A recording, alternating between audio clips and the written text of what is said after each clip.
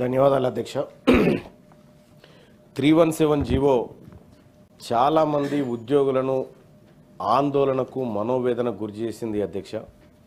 రాష్ట్రపతి ఉత్తర్వులకు వ్యతిరేకంగా ఈ జీవోను తీసుకొచ్చారనేటువంటి ఆవేదన ఉద్యోగస్తుల్లో ఉండింది. చాలామంది ఉద్యోగస్తులు తమ స్థానిక జిల్లాలను వదిలి వేరే జిల్లాలకు బదిలీ అయిపోయి, అంటే ఒకసారి ఈ జిల్లా నుంచి వేరే జిల్లాకు బదిలీ అయితే మళ్ళీ ఆ జిల్లాకు వాపసు వచ్చే అవకాశం ఉంటుండే. కానీ ఈ 317 ద్వారా శాశ్వత ఉద్యోగులుగా అక్కడే పర్మనెంట్గా ఉండిపోవాల్సినటువంటి దుస్థితి నెలకొంది అధ్యక్ష. భర్త ఒక చోట, భార్య ఒక చోట. ఇందులో అధ్యక్ష ఒక విషయం చూస్తే ప్రభుత్వ ఉద్యోగాల్లో స్థానికులు స్థానికేతరులు అనే అంశం ముల్కీ ఉద్యమం నుంచి ప్రత్యేక తెలంగాణ ఉద్యమం వరకు చాలా కీలకమైన అంశంగా నిలిచింది అధ్యక్ష.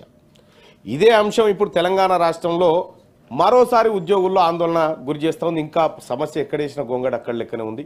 కొంతేదో ఆ సమస్య పరిష్కారానికి రాష్ట్ర ప్రభుత్వం కేబినెట్ సబ్ కమిటీ ద్వారా ఏదో ప్రయత్నం చేసినప్పటికీ కూడా ఇంకా పూర్తి స్థాయిలో ఆటి 317 భయాందోళనలు ఇంకా తొలగిపోలేదు అధ్యక్ష.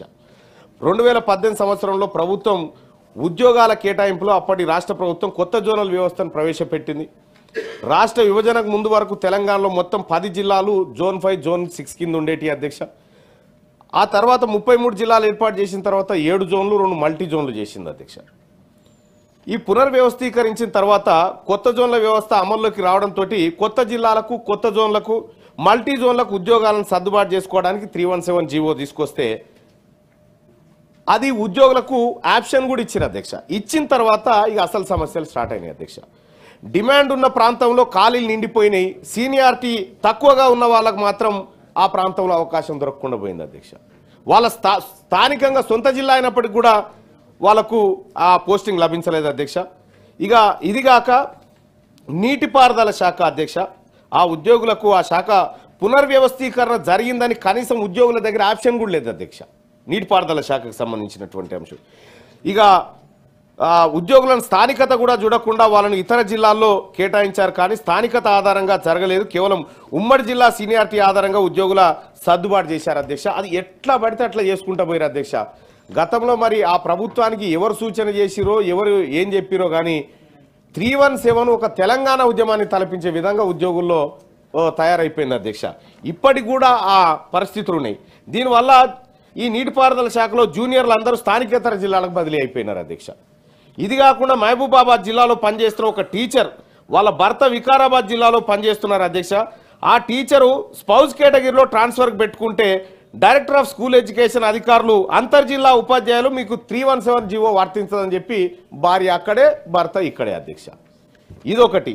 ఉమ్మడి జిల్లాకు ప్రామాణికంగా కాకుండా ఉద్యోగి పనిచేస్తూ వేతనం తీసుకుంటున్న స్థానాన్ని పరిగణలోకి తీసుకొని స్పౌస్ కేటగిరీ బదిలీకి అవకాశం ఇవ్వాలని చెప్పి తమరి ద్వారా ప్రభుత్వాన్ని రిక్వెస్ట్ చేస్తా ఉన్నాం అధ్యక్ష. ఇక అలాగే కరీంనగర్ జిల్లా తిమ్మాపూర్ మండలంలో భార్యాభర్తలు ఇద్దరు ఒకే మండలంలో పనిచేస్తుండే అధ్యక్ష. 317 జీవో కారణంగా భార్య ఆ జిల్లాలో జూనియర్ కాబట్టి రాజన్న సిరిసిల్లాకు పోయింది, భర్త సీనియర్ కాబట్టి కరీంనగర్ జిల్లాలో ఉండు. ఇక మనమోడు వచ్చేసి ఈడ వేములవాడ కాడ ఉన్నటువంటి పరిస్థితి.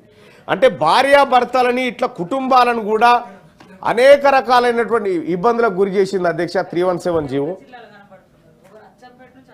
అచ్చంపేట నుంచి ఆదిలాబాద్కు, ఒకరు ఆదిలాబాద్ నుంచి ఈ వనపర్తి జిల్లాకు ట్రాన్స్ఫర్ అయ్యారు అధ్యక్ష. ఈ రకంగా ఈ ఉద్యోగుల బదిలీ వ్యవస్థ ఏదైతే ఉందో 317 ద్వారా అది సరైన విధానంలో జరగలేదు.